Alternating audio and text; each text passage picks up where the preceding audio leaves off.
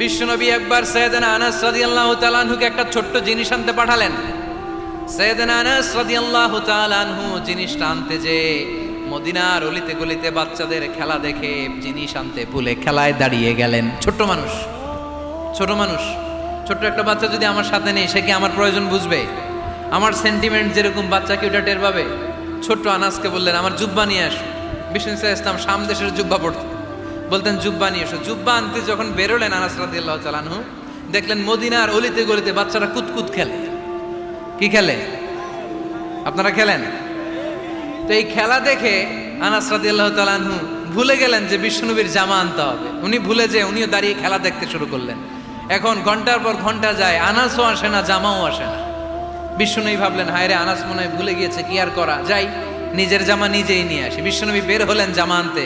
বের হয়েই দেখে মদিনার গলিতে বাচ্চারা খেলতেছে, ওইদিকে আনাস রাদিয়াল্লাহু আনহু দাঁড়ানো। বিষ্ণু ইসলাম কিছু বললেন না, যে উনিও আনাস রাদিয়াল্লাহু তাআলা আনহুর পাশে দাঁড়িয়ে খেলা দেখতে আরম্ভ করলেন। সুবহানাল্লাহ পড়বেন না? সাইয়েদনা আনাস খেলা দেখতে হঠাৎ বিশ্বনবীর দিকে চোখ পড়ে গেছে। বিশ্বনবীর চোখের দিকে যখন সাইয়েদনা আনাস রাদিয়াল্লাহু তাআলা আনহুর চোখ পড়ে গেছে, সাইয়েদনা আনাস বলে আমার কলিজাটা এখান থেকে এই দিকে চলে আসছে ভয়ে। কিসে? ভয়ে। উনি বললেন আমার গলা শুকিয়ে যেতে আরম্ভ করলো, কাঁপতে লাগলাম। আয় হায়, এখন আমার মনে পড়ছে বিশ্বনবীর জামা আনতে পাঠাইছিল, ভুলে গেছে খেলার আবেশে পড়ে। উনি বললেন বিশ্বনবী আমারে ধমক দেন নাই, আমার গায়ে হাত তোলেন নাই, জামা আনতে পাঠাইছি এখানে খেলা দেখতেছো এটাও বলেন নাই, বিরক্তিও প্রকাশ করেন নাই। বিশ্বনবী শুধু একটা হাসি দিয়েছেন, স্মাইল। কি দিয়েছেন? একটা মুচকি হাসি দিয়েছেন। কি হাসি? সাইয়েদনা আনাস বলে ওই যে ওই দিনের বিশ্বনবীর মুচকি হাসির শাসন মরার আগের দিন পর্যন্ত আমি আনাসকে সোজা রাস্তায় রেখেছে, আর ডানে বায়ে নেয় নাই। শাসন করতে জানলে লাঠি লাগে না, শাসন করতে জানলে ধমক লাগে না, শাসন করতে জানলে পিট্টি দেয়া লাগে না। মুচকি হাসি দিয়েও শাসন করা যায় কি যায় না? সাইয়েদনা আনাস বলেন কোনোদিন মারে নাই, কোনোদিন ধমক দেয় নাই, সব সময় আমাকে আদর করেছে। চিল্লায় পড়েন সুবহানাল্লাহ। কতটুকু খেদমত আর করতে পারবে? বিশ্বনবীর মেসওয়াকটা এনে দেয়, সুবহানাল্লাহ পড়েন। বিশ্বনবীর আতরের শিশিটা এনে দেয়, বিশ্বনবীর জাইতুনের তেলের বোতলটা আগিয়ে দেয়, বিশ্বনবীর জামাটা প্রয়োজনে বিশ্বনবীর হাতে এনে দেয়। সাইয়েদনা আনাস বলেন আমি 1 বছর নয়, 2 বছর নয়, 5 বছর নয়, 7 বছর নয়, 10 বছর বিশ্বনবীর খেদমত করেছি। ফামা দারাবানি, 10 বছরে একদিনও তিনি আমারে মারে নাই। সুবহানাল্লাহ। একদিন আমার গায়ে হাত তোলে নাই, হাত তোলা তো দূরের কথা, ওয়ালা সাব্বানি, কোনোদিন গালি দেয় নাই, ওয়ালা আবাসা আলা ওয়াজহি, কখনো বিরক্তি স্বরে ভ্রু কুচকে আমার দিকে বিশ্বনবী কোনোদিন তাকায় নাই। সুবহানাল্লাহ পড়েন। কোনোদিন আমার গায়ে হাত তোলে নাই। আরে হাত তোলা তো দূরের কথা, আমাকে ধমকি পর্যন্ত দেয় নাই। ধমকি দেয়া তো দূরের কথা, আমরা অনেক সময় বিরক্ত হয়ে ভ্রু কুচকাই না। এরকম বিরক্তি হলে আমরা কারোর প্রতি বিরক্ত হলে কি হয়? কপাল ভ্রু কুচকে ওঠে, ঠিক কিনা? সাইয়েদনা আনাস বললেন কোনোদিন মারে নাই। খাদেম বলতেছে, খাদেম, বড় সাহেবের রিপোর্ট কার থেকে নিতে হয়? হয় খাদেম, নয় দারোয়ান, নয় ঘরের কাজের মেয়ে, তা না হলে ড্রাইভার। বিশ্বনবীর খাদেম বিশ্বনবীর ব্যাপারে কি কমেন্ট করছে? মা সাব্বানি ওয়ালা জারাবানি ওয়ালা আবাসা ফি ওয়াজহি। এই 10 বছরের খেদমতের জিন্দেগিতে কোনোদিন বিশ্বনবী আমারে মারে নাই, গায়ে হাত তোলে নাই। আরে হাত তোলা তো দূরের কথা, একটা ধমকও দেয় নাই। আরে ধমক দেয়া তো দূরের কথা, বিরক্তির সুরে ভ্রু কুচকে আমার দিকে কখনো তিনি তাকায় নাই। চিল্লায় বলো সুবহানাল্লাহ। আর আজকে মাইক পেলে মানবতা, মানবাধিকারের কর্মী কি সুন্দর কথা বলে, উইমেন রাইটস এর কথা বলে, শিশু শ্রম নিয়ে কথা বলে, আর বাড়িতে কাজের মেয়ের গায়ের মধ্যে খুন্তি, গরম খুন্তি পিঠের মধ্যে লাগিয়ে পিঠ ঝলসিয়ে দেয়। এরকম আছে না নাই? পত্রপত্রিকায় প্রায় দেখা যায় যে কাজের মেয়েদেরকে কি অত্যাচার করে। খুন্তি গরম করে করে চামড়ার মধ্যে লাগিয়ে স্কিন ঝলসে ফেলেছে, গ্রিলের মধ্যে বেঁধে রেখেছে, সময় মতো খাবার দেয় নাই, পিটিয়ে মাথার চুল কামিয়ে মাথা নেড়া করে দিয়েছে। এরকম আছে না নাই? এরা মানবাধিকারের ঠিকাদার, এরা মানবাধিকারের কথা বলে। আর বিশ্বনবী সাল্লাল্লাহু আলাইহি ওয়াসাল্লামের খাদেম বিশ্বনবীর ব্যাপারে বলেছে কোনোদিন মায়ের তো দূরের কথা, হাত তোলা তো দূরের কথা, আরে ধমক দেওয়া তো দূরের কথা, বিরক্তির চেহারা নিয়েও কোনোদিন বিশ্বনবী আমার দিকে তাকায় নাই, চিল্লায় পড়েন সুবহানাল্লাহ। এজন্য সব সময় বিষ্ণু ঈসা ইসলাম শ্রমিকদেরকে ভালোবাসতেন। শ্রমে কোনো লজ্জা নাই, লজ্জা হচ্ছে অলসতায়। আজ থেকে এই মাহফিল, এই এত বড় আয়োজন, এত বড় গ্যাদারিং তখনই সার্থক হবে যখন আমরা এই সিদ্ধান্তে আসতে পারবো যে আমরা অলস সময় কাটাবো না, আমরা আমাদের এই সময়গুলোকে প্রোডাক্টিভ ওয়েতে কাজে লাগাবো, কোনো না কোনো কাজের সাথে জড়িত হব। Never underestimate any job, whether it's big or small, বড় হোক বা ছোট হোক, কোনো কাজকে আমরা ছোট করে দেখব না। যে কোনো কাজ করো না ভাই, যে কোনো কাজ করো তা যেন হয় সবার চেয়ে সবচেয়ে সুন্দর। আমাদের অবসর সময়গুলোকে কাজে লাগানোর দরকার আছে না নাই? আমরা নিজেদেরকে কর্মঠ করে, কর্মজীবী হিসেবে, শ্রমজীবী হিসেবে নিজেদেরকে প্রতিষ্ঠিত করতে চাই। রাজি আছো মুসলমান? লক্ষ্মীপুরের যুবক ছেলেরা আওয়াজ করে বলো, পারা যাবে? লজ্জা কিসে? লজ্জা কিসে? অনেকে টাঙ্কি মারে, এদিক সেদিক ঘুরে, আর বলে আমার আব্বা চেয়ারম্যান। আরে তোর আব্বা চেয়ারম্যান, তুই কি? কয় আমার আব্বা MP, member of the parliament. আরে তোর বাবা এমপি, এটা তো তার গৌরব, তোর কি আছে সেটা বল। এজন্য নিজের পায়ে দাঁড়াবো। অলসতার সাথে আমাদের কোনো সম্পর্ক। আজকের এই মাহফিল থেকে আমরা অলসতা, অকর্মণ্যতাকে নো বলে দিলাম। অলসতাকে আমরা কি বললাম? আরো জোরে বলতে হবে, অলসতাকে কি বলবো? আর সব সময় কর্মঠ থাকবো, এনার্জেটিক থাকবো, নিজের পায়ে দাঁড়াবো, আইডিয়া জেনারেট করব, এন্টারপ্রেনার হওয়ার চেষ্টা করব, নতুন নতুন উদ্যোক্তা হওয়ার মাধ্যমে আমরা আমাদের নিজেদের ভাগ্য পরিবর্তনের চেষ্টা করব। কারণ আল্লাহ বলেছেন, ইন্নাল্লাহা লা ইউগাইয়িরু মা বিকাউমিন হাত্তা ইউগাইয়িরু মা বিআনফুসিহিম। আল্লাহ তাআলা ততক্ষণ পর্যন্ত কোনো জাতির ভাগ্যের চাকার পরিবর্তন করে না যতক্ষণ পর্যন্ত ওই জাতি নিজে নিজের ভাগ্যের চাকার পরিবর্তন করতে না চায়। চিল্লা এখন ঠিক কিনা? লাকাদ খালাকনা, একটা বাবার স্পার্মের মধ্যে 2 কোটি যদি শুক্রাণু না থেকে সেখান থেকে সন্তান হয় না। তার মানে এই 2 কোটি শুক্রাণুর মধ্য থেকে আপনি একজন সফল মানুষ, যিনি বাকি 2 কোটির মধ্য থেকে সব শুক্রাণুগুলোকে হারিয়ে আপনি সফল হতে পেরেছেন। সেখান থেকে দুনিয়ার বুকে আপনি যখন এসেছেন, আপনাকে সংগ্রাম করে আসতে হয়েছে। যারা সিজারের মাধ্যমে পৃথিবীতে আসে তাদের এই সংগ্রামটা থাকে না, কিন্তু যারা নর্মাল প্রসেসে পৃথিবীতে আসে তাদের প্রচণ্ড সংগ্রাম করে, প্রচণ্ড চাপা খেয়ে পৃথিবীতে আসতে হয়, ঠিক কিনা? কারণ আমাদের সাইজ ছিল অনেক বড়, আমাদের মায়ের যে অঙ্গটা দিয়ে আমরা পৃথিবীতে আসব ওই জায়গাটা ছিল খুবই সরু। আমাকে সংগ্রাম করে, আমাকে যুদ্ধ করে, আমার নিজের অস্তিত্বের প্রমাণ দিয়ে চিৎকার মেরে এই পৃথিবীতে আসতে হয়েছে। চিল্লায় বলো ঠিক কিনা? এজন্য এই পৃথিবীর বুকে আমরা যতদিন থাকবো সংগ্রাম করে বাঁচতে হবে, ঠিক কিনা? পরিশ্রমে লজ্জা আছে? লজ্জা কিসে? মনে থাকবে লক্ষ্মীপুরের ছেলেরা, যে আয়াত দিয়ে শুরু করেছি সে আয়াত দিয়ে শেষ করছি। যখন সালাতের সময় হয় মসজিদে যাব, আর সালাত যখন শেষ হয় তখন মসজিদের বাইরে আমরা কাজে নেমে পড়বো। রাজি আছি তো? ফাইদা কুদিয়াতিস সালাতু ফান্তাশিরু ফিল আরদি ওয়াবতাগু মিন ফাদলিল্লাহ ওয়া যিকুরুল্লাহা কাসীরান লাআল্লাকুম তুফলিহুন। যখন তোমাদের সালাত শেষ হয়ে যায় তখন তোমরা কর্মস্থলে ছড়িয়ে পড়ো, আল্লাহর রিজিক তালাশ করো, তাহলে তোমাদেরকে সফল বানাবে কে? সম্মানিত ভাইয়েরা, সমস্ত আম্বিয়া আলাইহিমুস সালাম ওনারা কর্মঠ ছিলেন। সাইয়েদনা আদম আলাইহিস সালাম নিজ হাতে চারা গাছ রোপণ করে চাষাবাদের কাজ করেছেন, সুবহানাল্লাহ পড়েন। সাইয়েদনা ইব্রাহিম আলাইহিস সালাম চাষাবাদের কাজ করেছেন। সাইয়েদনা দাউদ আলাইহিস সালাম নিজ হাতে যুদ্ধের জন্য যে পোশাক পরতে হয়, যেটা পরলে গায়ের মধ্যে ছুরি মারলেও ঢুকে না, ওই শিরস্ত্রাণ বানিয়েছেন, নিজ হাতে তলোয়ার বানিয়েছেন, সুবহানাল্লাহ পড়েন। সাইয়েদনা মুসা আলাইহিস সালাম ছাগল চড়িয়েছেন। সাইয়েদনা মুসা আলাইহিস সালামের মেজাজ নরম না গরম? নবীদের মধ্যে সবচাইতে বেশি মেজাজওয়ালা নবী ছিলেন মুসা আলাইহিস সালাম। উনিও 8 থেকে 10 বছর সাইয়েদনা শুআয়ব আলাইহিস সালামের এরিয়াতে ছাগল চড়িয়েছেন। চিল্লায় বলেন সুবহানাল্লাহ। এজন্য নবীরা যেহেতু কাজ করেছেন, কর্মঠ ছিলেন, আমরাও কর্মঠ হব, ঠিক কিনা? সাহাবারাও কর্মঠ ছিলেন, বিশ্বনবীর সাহাবারাও ব্যবসা করতেন। সাইয়েদনা আবু বকরের বিশাল ব্যবসা প্রতিষ্ঠান ছিল, সুবহানাল্লাহ পড়েন। আপনারা হজ উমরা করেছেন কে কে দেখি? করছেন? মাশাআল্লাহ। যারা করে নাই আল্লাহ তাদেরকেও আল্লাহর ঘর জিয়ারতের তুমি নসিব করো। বিশ্বনবীর মাকবারার সামনে দাঁড়িয়ে আমরা যেন সালাম পেশ করতে পারি, তুমি নসিব করো। বাইতুল্লাহ শরীফে এবং মসজিদ নববীতে আমরা যেন সালাত আদায় করতে পারি, আল্লাহ তুমি নসিব করো। সাইয়েদনা আবু বকর রাদিয়াল্লাহু তাআলা আনহুর ব্যবসা প্রতিষ্ঠান ছিল মক্কার কাবা ঘরের পাশেই।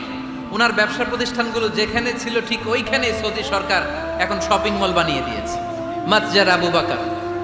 মক্কা শহরের যেখানে বহিরাগতরা এসে ওখানে ছাগল, ওখানে ঘোড়া, উট এগুলো রাখতো, আস্তাবল রাখতো, ঘোড়া আর উট যেখানে রাখা হতো ঠিক ওই জায়গায় সৌদি সরকার ওটার পার্কিং লট বানায় দিচ্ছে। মানে যেখানে আগে সাহাবাদের ব্যবসার জায়গা ওইখানে বর্তমানে শপিং মল। যেখানে আগের সময়কাল সাহাবারা উট আর ঘোড়া রেখে বাঁধতো ওইখানে এখন গাড়ি ঘোড়া রাখার ব্যবস্থা করা হয়েছে। সাইয়েদনা আবু বকর অনেক বড় ব্যবসায়ী ছিলেন। ওনার নিজ টাকা দিয়ে হাবাসা থেকে আসা সাইয়েদনা বেলালকে তিনি 20,000 স্বর্ণ মুদ্রা দিয়ে উমাইয়া ইবনে খালাফের কবল থেকে তিনি মুক্ত করেছেন। সাইয়েদনা উসমান যুন্নুরাইন বড় ব্যবসায়ী ছিলেন। নিজের টাকা দিয়ে মদিনার মুসলমানেরা পানি খেতে পারে না, বিইরে রুমা নামে একটা কুয়া ছিল, এই কুয়ার মালিক ছিল ইহুদি। মুসলমানেরা পানি খেতে গেলে সে বকা দিত, পানি খেতে দিত না। বিশ্বনবী বললেন, আমার সাহাবীদের মধ্যে এমন কি কেউ নাই নিজের অর্থায়নে বীরে রুমা কিনে মুসলমানদেরকে দিয়ে দিবে? সাইয়েদনা উসমান যুন্নুরাইন বলল, ইয়া রাসূলুল্লাহ, আপনার খেদমতে আমি হাজির। মুহূর্তের মধ্যে সাইয়েদনা উসমান যুন্নুরাইন নিজের অর্থায়নে বীরে রুমাটা কিনে মুসলমানদের জন্য সদকা করে দিয়েছে। তো ব্যবসা না করলে, কর্মঠ না হলে, উপার্জন না হলে এই সদকা করা যাবে? চিল্লায় বলেন, করা যাবে? সুনানে তিরমিজির বর্ণনা, বিষ্ণু ঈসা ইসলাম মক্কা থেকে যত সাহাবারা হিজরত করে মদিনায় এসেছে, মদিনাতে কোনো না কোনো সাহাবার সাথে বিশ্বনবী ভ্রাতৃত্বের বন্ধনে আবদ্ধ করে দিয়েছে। সুবহানাল্লাহ পড়েন। এজন্য মক্কা থেকে যারা এসেছে এদেরকে বলে মুহাজির, এদেরকে কি বলে? আর মদিনায় যারা ছিল এদেরকে বলে আনসার, এদেরকে কি বলে? আওয়াজ করে উত্তর দিবেন। মক্কা থেকে যারা এসেছে তাদের নাম, আর যারা মদিনার সাহাবী তাদের নাম আনসার। আজকে এই মাহফিলে লক্ষ্মীপুর এর বাইরে থেকে কারা কারা আসছেন দেখি?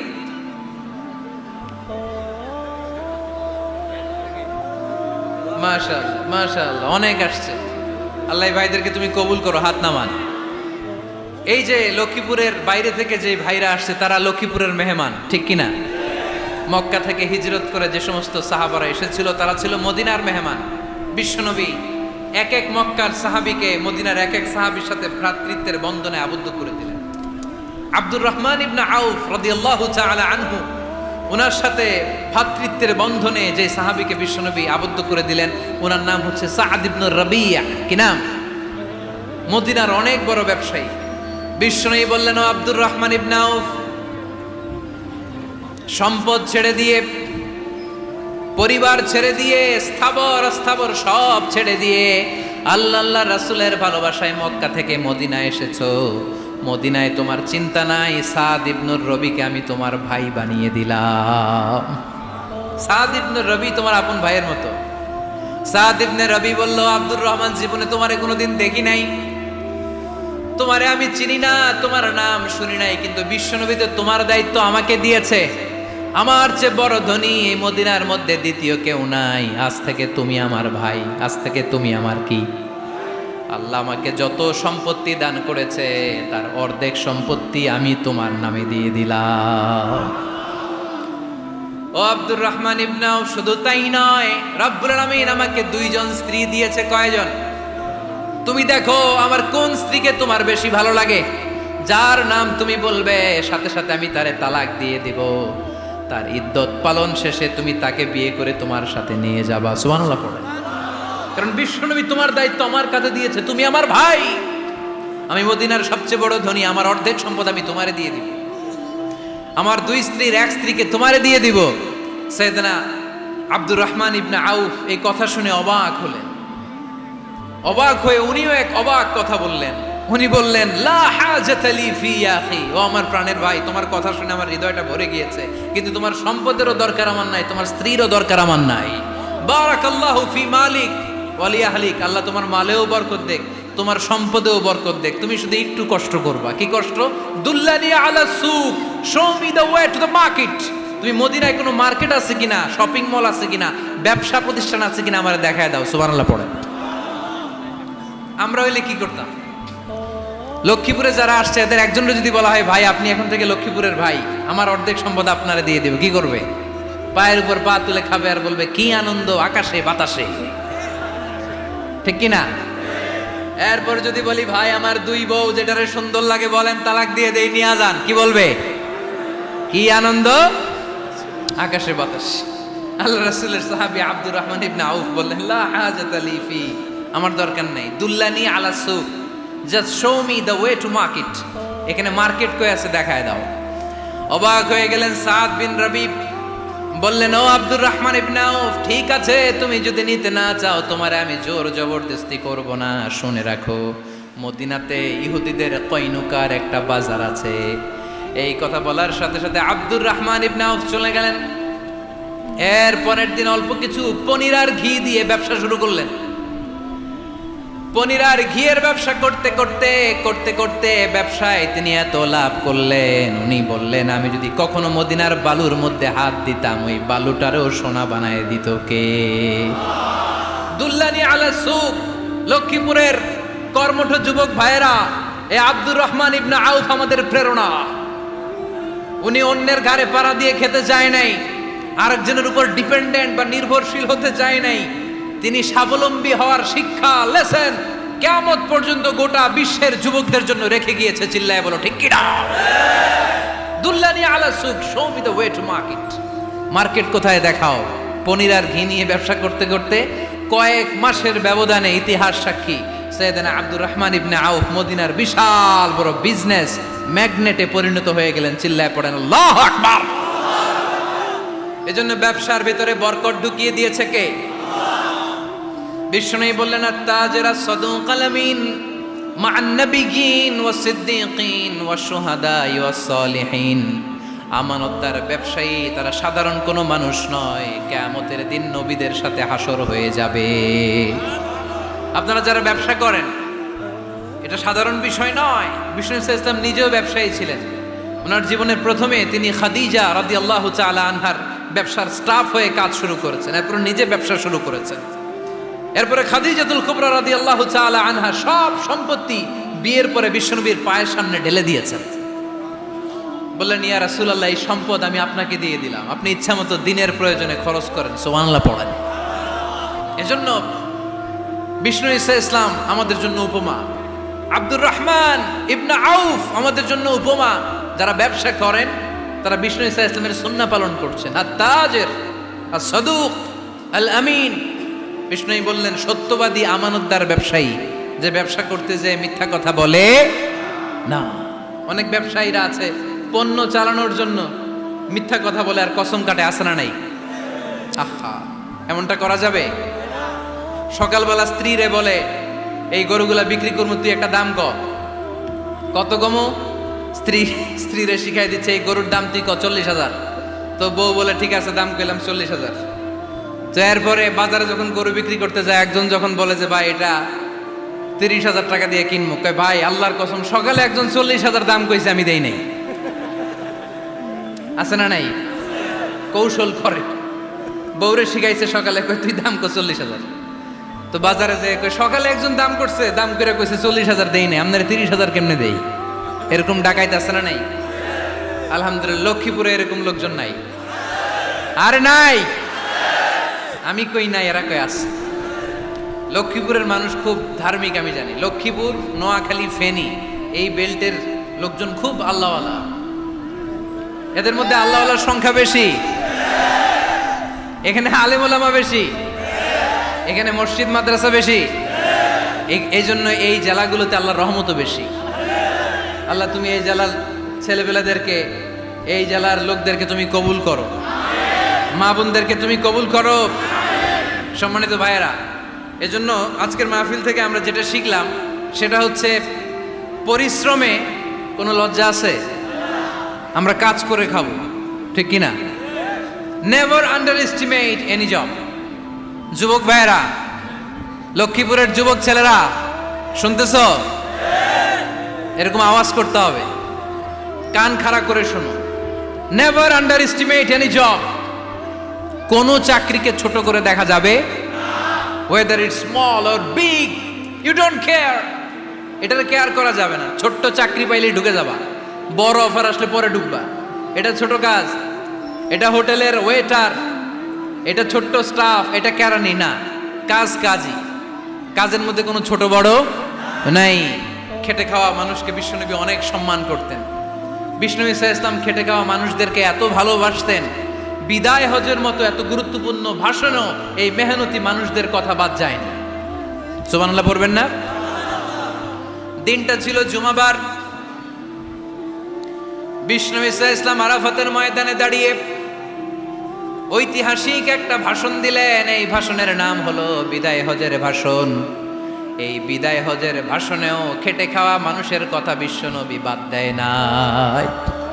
বিশ্বনবী বলেছেন, আরিক্কাকুম আরিক্কাকুম, খবরদার অধীনস্থ কর্মচারীদের সাথে খারাপ আচরণ করো না। আতঈমুহুম মিম্মা তাকুলুন ওয়াকসুহুম মিম্মা তালবিসুন, খবরদার মনে রেখো তোমরা যা খাবে তোমাদের অধীনস্থ কর্মচারীদেরও তা খাওয়াবে, তোমরা যা পড়বে তাদেরও তা পড়াবে।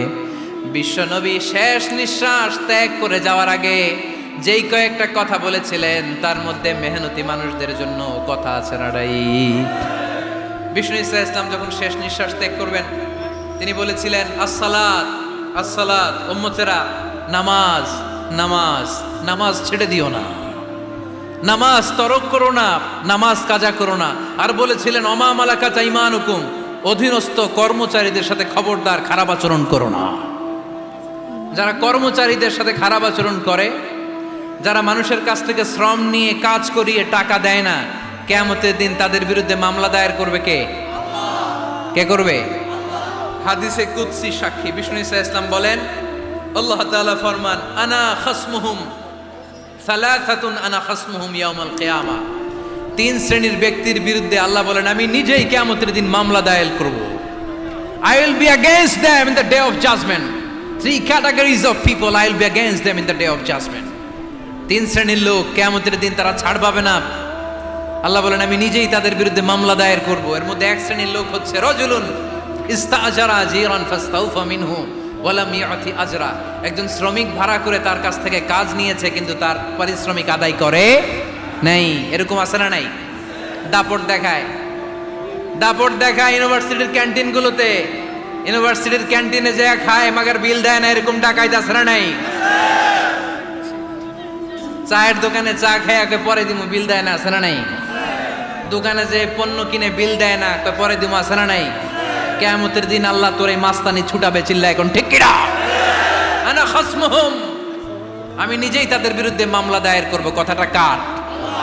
এজন্য বিশ্বনবী বললেন, খবরদার মেহনতি মানুষ, খেটে খাওয়া মানুষ, এদের দোয়া কবুল হয়ে যায়। আতুল আজিরা আজরাহু ক্বাবলা আন ইয়াজিফা আরাকুহু, খবরদার বিশ্বনবী বললেন শ্রমিকের ঘাম শুকিয়ে যাওয়ার আগে তাদের পারিশ্রমিক মিটিয়ে দাও। বিশ্বনবীর বিখ্যাত হাদিস, আতুল আজিরা আজরাহু ক্বাবলা আন ইয়াজিফা আরাকুহু, শ্রমিকের ঘাম মাটিতে লাগার আগে, শুকিয়ে যাওয়ার আগে তাদের পারিশ্রমিক মিটিয়ে দাও। কেননা তারা যদি বদদোয়া করে তোমার জীবনকে জাহান্নাম বানিয়ে দিবে কে? বিষ্ণু ঈসা ইসলাম সব সময় খেটে খাওয়া মানুষদেরকে আগলে রাখতেন।